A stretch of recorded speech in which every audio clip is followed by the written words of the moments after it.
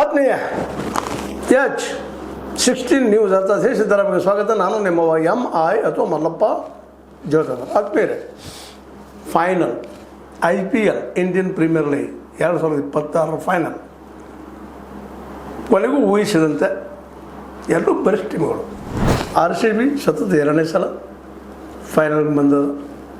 ಅದೇ ಕಾಲಕ್ಕೆ GT Gujarat Titans ಕೂಡ ಫೈನಲ್ಗೆ ಬಂದದ. ಎರಡು ತಂಡಗಳಲ್ಲಿ ಯಾರು ಬೈಬೋದು ಇವತ್ತು ಕಪ್ಪ ಅನ್ನೋದು ದೊಡ್ಡ ಜಿಜ್ಞಾಸೆ.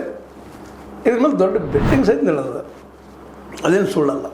ಸಾಕಷ್ಟು ದುಡ್ಡು ಓಡಾಡ್ತಾ ಇದೆ. ಇದರ ಮೈನಸ್ ಪಾಯಿಂಟ್ ಇದು. ಆದರೆ ಕ್ರಿಕೆಟಿಗೆ ಒಂದು ಹೊಸ ಜೀವನವನ್ನು ಹೊಸದನ್ನು ಕೊಟ್ಟಂಥದ್ದು ಈ IPL ಸ್ಟಾರ್ಟ್ ಆದಾಗಿಂದ ಇವತ್ತು ನಾವು ನೋಡಿದರೆ ನಾವು ಭಾಳಷ್ಟು ಪ್ರಗತಿಯನ್ನು ಭಾರತದ ಟೀಮ್ನಲ್ಲಿ ಭಾರತ ಆಟಗಳಲ್ಲಿ ಕಂಡು ಬಂದಿದ್ದೇನೆ, ಸುಳ್ಳಲ್ಲ. ಯಾಕೆಂದರೆ ಈ ಮೊದಲ ಈ IPL ಆರಂಭವಾಗಿದ್ದ ಪೂರ್ವದಲ್ಲೇ ವರ್ಲ್ಡ್ ಕಪ್ಗಳನ್ನು ನೋಡಿದರೆ ಮತ್ತೆ ನೋಡಿದಂಥ ದೊಡ್ಡ ಸಾಧನೆಗಳೇನೂ ಆಗಿಲ್ಲ. 1983ರಲ್ಲಿ ನಮ್ಮ ಕಪಿಲ್ ದೇವರ ಡೆವಿಲ್ ಟೀಮ್ ಅಂತ ಕರೆದ್ರು ಅದನ್ನು. ಅದರ ಸಾಧನೆ ನಂತರ 85ರಲ್ಲೇ ಆಸ್ಟ್ರೇಲಿಯಾ ಚಾಂಪಿಯನ್ಶಿಪ್ ಗೆದ್ಕೊಂಬಂದ್ರು, ಗವಾಸ್ಕರ್ ಕ್ಯಾಪ್ಟನ್ಶಿಪ್ನಲ್ಲೇ.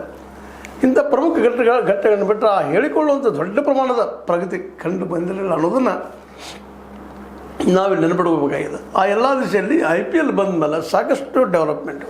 ಸ್ವತಂತ್ರವಾದ ಮೀಡಿಯಾಗೆ ಬೇಕಾಗಿರುವುದು ಸ್ವತಂತ್ರ ಧ್ವನಿ. ಆ ಸ್ವತಂತ್ರ ಧ್ವನಿ ಉಳಿಸಲು ನೀವು ಮಾಡಬೇಕಾದದ್ದು ಇಷ್ಟೇ. ಅದೇನಪ್ಪಾ ಅಂತಂತಂದ್ರೆ